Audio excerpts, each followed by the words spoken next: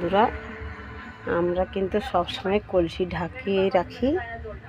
এই দেখো, আমাদের দুটো কলসি ঢাকানো। আমি ঢাকা খুলে দেখাচ্ছি, কারণ আমরা কেন ঢাকিয়ে রাখি। সবসময় কলসির মধ্যে মাকড়সা, টিকটিকি, ইঁদুর এগুলো বুলায়, করে ওর উপর ওঠে, জলে মুখ দেবে। ওই জন্য আমরা জলটা সবসময় ঢাকিয়ে রাখি।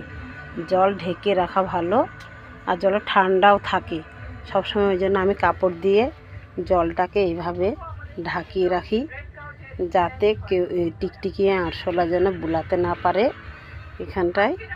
ওই জন্য বলে আমি সবসময় ঢাকিয়ে রাখি, এইভাবে ঢাকিয়ে দিই।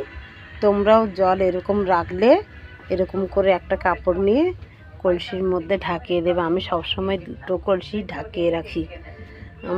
আমার ঢাকে না রাখলে আমার জল সন্দেহ লাগে, জল খেতে ইচ্ছে করে না, ঢাকিয়ে রাখি।